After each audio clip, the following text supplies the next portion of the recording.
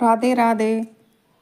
उत्पन्ना एकादशी से पहले कुछ ऐसे देव वृक्ष होते हैं जिसको छूने मात्र से ही हमारे जीवन में धन की वर्षा होती है और दुख दरिद्र मिट जाता है और माता लक्ष्मी बहुत ही प्रसन्न होती हैं और जीवन में हमारे धन की कभी कमी नहीं होती है। तो इस बार जो ये उत्पन्ना एकादशी है उसके एक एकादशी पड़ रही है, उत्पन्ना एकादशी, तो वो बहुत ही शुभ संयोग के साथ आ रही है। 144 साल के बाद महाकुंभ में यह एकादशी पड़ रही है। तो ये हमारे पूज्य गुरुदेव भी कहते हैं कि यह एकादशी बहुत ही शुभ संयोग के साथ आ रही है। अगर उत्पन्ना एकादशी से पहले हम कुछ ऐसे वृक्ष होते हैं जिनको हम मात्र छू ही लेते हैं तो हमारे जीवन से कष्ट मिट जाते हैं और धन आने से कोई नहीं रोकता, धन के सारे रास्ते खुल जाते हैं। तो हमें कौन से ऐसे देव वृक्ष हैं जिनकी हमें पूजा करनी चाहिए। हिंदू धर्म में देव वृक्ष को बहुत ही मान्यता दी गई है, क्योंकि देव वृक्ष कुछ ऐसे देव वृक्ष हैं जिनकी हमें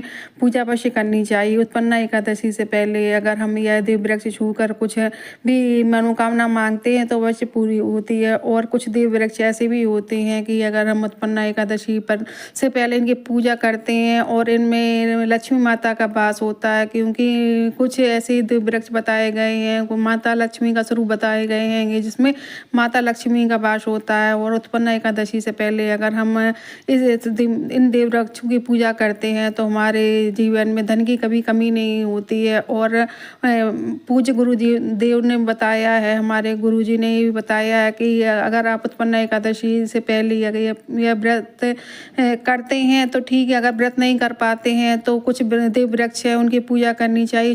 छूने मात्र से ही आपके जीवन में जितने भी पाप है वो नष्ट हो जाते हैं और जो हमारी धन की देवी है माता लक्ष्मी वो खिंची चली आती हैं। तो हमें कौन से ऐसे देव वृक्ष हैं, तो चलिए आइए जानते हैं।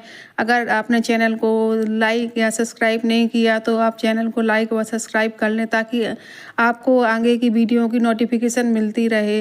तो चलिए आइए जानते हैं। सबसे पहले तो आप सभी लोगों को पता होगा कि हिंदू धर्म में देव वृक्षों को बहुत अधिक महत्वता दी गई है, क्योंकि जो वृक्ष होते हैं कुछ ऐसे वृक्ष होते हैं जिसमें देवी माँ का वास बताया गया है। तो जैसे हमारे देव वृक्षों में सबसे पहले तो पीपल में बताया गया है कि पीपल में देव विशेष महत्व बताया गया है, क्योंकि पीपल में स्वयं विष्णु भगवान का वास होता है। और जो आप और भी वृक्ष होते हैं, अगर आप में उत्पन्ना एकादशी से पहले शाम के समय अगर देव वृक्ष की हम दीपक जलाते हैं, सबसे पहले तो आपको शाम के समय उत्पन्ना एकादशी से पहले में पेड़ छूकर उसमें दीपक जलाना है। सबसे पहले आपको बेलपत्र का पेड़ जो माता लक्ष्मी का वास होता है, क्योंकि ये माता पार्वती के पसीने से उत्पन्न हुआ है, तो यह बहुत सारे देवी देवताओं को प्रिय है और ये माता लक्ष्मी पर बेलपत्र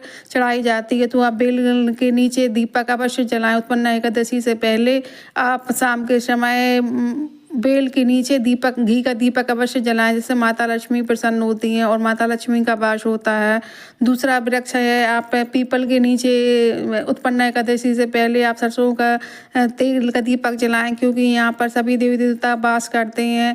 ब्रह्मा विष्णु महेश और माता लक्ष्मी भी प्रसन्न होती हैं, क्योंकि एकादशी से पहले अगर हम पीपल की तो रोज ही पूजा करनी चाहिए, क्योंकि देव वृक्ष में सबसे विशेष वृक्ष पीपल का ही है। देव वृक्ष में स्वयं भगवान विष्णु ने कहा है कि मैं पेड़ों में मैं पीपल हूँ। तो आप सभी को पता होगा कि पीपल की हमेशा पूजा करनी चाहिए। सिर्फ रविवार को छोड़ के आप हर दिन पूजा कर सकते हैं। उत्पन्ना एकादशी से पहले आप शाम के समय पीपल वृक्ष में दीप जलाएं। और तीसरा वृक्ष है शमी का, क्योंकि शमी के वृक्ष में भी माता लक्ष्मी का वास बताया गया है। जैसे भगवान शनि का वास बताया गया वैसे माता लक्ष्मी, क्योंकि इसकी जो पत्तियां होती हैं वो भी माता लक्ष्मी पर चढ़ती हैं। तो आप उत्पन्ना एकादशी से पहले आप इसमें भी धूप दीपक जलाएं, इसमें भी शमी वृक्ष में दीपक जलाएं और माता से प्रार्थना करें। क्योंकि अगर आपने कर लिए, कुछ दिव्य वृक्ष ऐसे होते हैं जैसे पीपल वृक्ष है और बेलपत्र वृक्ष है, शमी वृक्ष है। अगर हमें धन की वर्षा तो होगी ही, और हमारे जो मंगल दोष होता है मंगल दोष है, कालसर्प दोष है, पितृदोष है, वो भी समाप्त होते हैं। तो आपको 3 वृक्ष छूकर उत्पन्ना एकादशी से पहले छूकर आना है और आपको घी का दीपक अवश्य जलाना है। अगर वीडियो जरा भी अच्छी लगती है, आपको उपयोगी लगती है तो लाइक व शेयर करें। मिलते हैं अगली वीडियो में, तब के लिए जय श्री कृष्णा।